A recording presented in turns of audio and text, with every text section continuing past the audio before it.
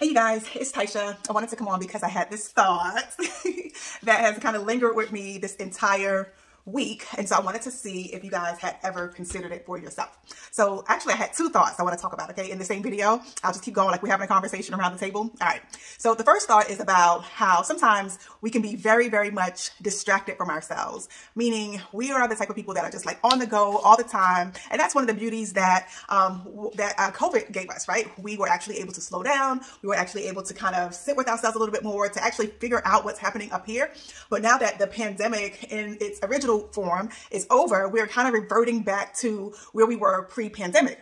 And so with that comes us again being distracted from ourselves. And so sometimes we find ourselves in this position where we are just making these snap decisions. Like we're just doing these things, just doing it, right? And sometimes those things that we're doing do not yield the fruit in our lives that we actually desire. And so that's how we know that something is wrong. When the fruit in our lives are not consistent with what our values are, that lets us know that we need to pause and reflect on what's happening in here that's influencing our decision making, our doing. So here's my suggestion for people that may find that the fruit that's being produced in their life is not consistent with what their values are. All right. So I want you to think about yourself like literally on a crossroad, like you're going down a street. Like you're driving down the street, like how we do in a car, and we come to an intersection. We're at a crossroad. And at that intersection, we either can keep going or we have to stop, right? We have to make a decision. So consider your life, like all the time, consider your life in a space where you're at that crossroad. And instead of just doing, always keep in mind that you're always at that crossroad, always making a decision. And so at that crossroad, amazing things are happening, because what's happening is that your mind, your brain is being impacted or influenced by everything that you've taken in, all the information that you've taken in, all the podcasts that you're taking in, all the conversations that you've had with your friends, your loved ones, your family, all the prayers that you prayed.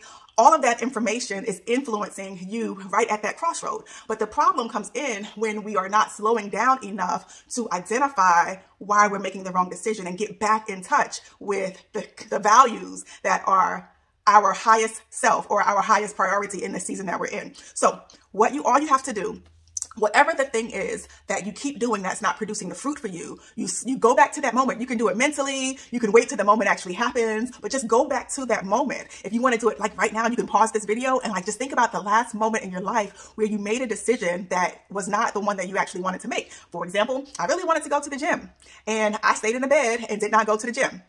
That can be a decision at that crossroads. So what I would do is I would go back and I would reflect on when I was in that moment. When I was in that moment at that crossroad, what was influencing my decision?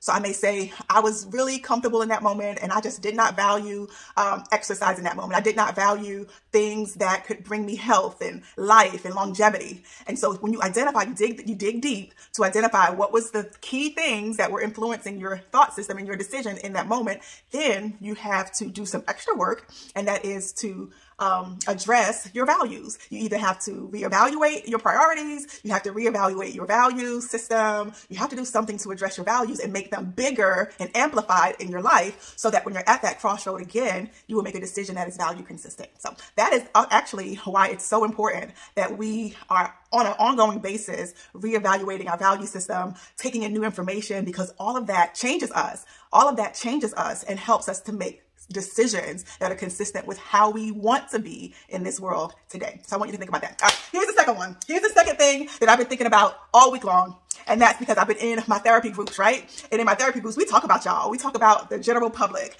And one of the topics that came up in my therapy group was that shadow work is very trendy right now, apparently on TikTok. I don't really have a TikTok. I have a TikTok, but I don't go on the TikTok. But apparently, shadow work is trending on TikTok. And if you are not familiar, shadow work is when okay, so let me explain it like this. So we all have parts of us that shine brightly, that we want people to see, that we are very proud of, that other people are proud of for whatever reason, right? But we also have parts of us that I don't want you to know that this is a part of me. I don't want to even acknowledge that this is a part of me. And those shadows or those dark areas of our lives can become problematic. They can become stumbling blocks for us if we don't address it. In my opinion, this is why I can never be defeated, because I enjoy my shadows. Like, I play in my shadows, meaning I become friendly with my shadows. I become curious about my shadows. But here's where you guys, people that are not in my position, here's where you get tripped up. You get tripped up because when you start doing shadow work, and what stops people from doing shadow work is this whole thing about guilt and shame. And we become so afraid of what people are going to think of us. And we have to kind of stop that. So guilt, of course, if you don't know this, look, guilt is when you feel bad about something that you did. I feel guilty. I broke your favorite phone, and now I feel guilty about breaking your phone. Okay. Shame is when you feel guilty or feel bad about who you are as a person because of something that you did. I broke your phone and I feel like I am a loser because I broke your phone. Now, here is my opinion, and you are free to have your own opinion, but this is my video, so I'm talking to you about my opinion.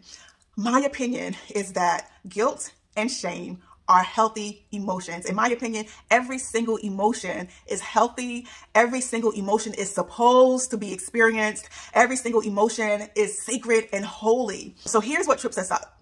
Sometimes we don't benefit fully from what we consider negative emotions because we allow ourselves to get stuck in the emotion.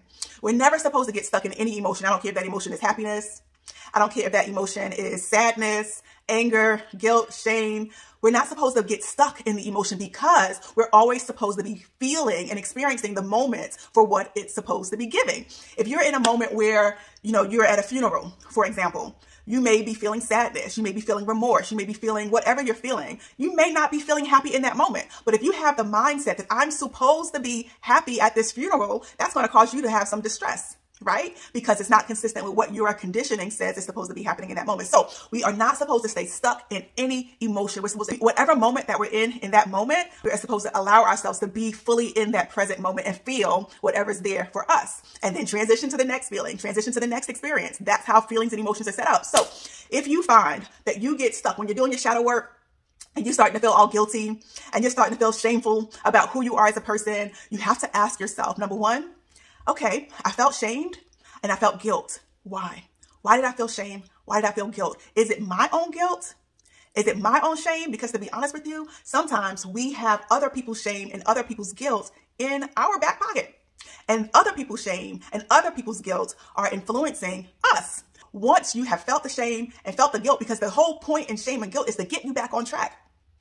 Once you have gotten back on track, you are now free to release the shame and the guilt. Allow yourself to release the shame and the guilt once you're back on track. And all that means, that's what self-accountability actually is. Self-accountability is just identifying, where did I get off track?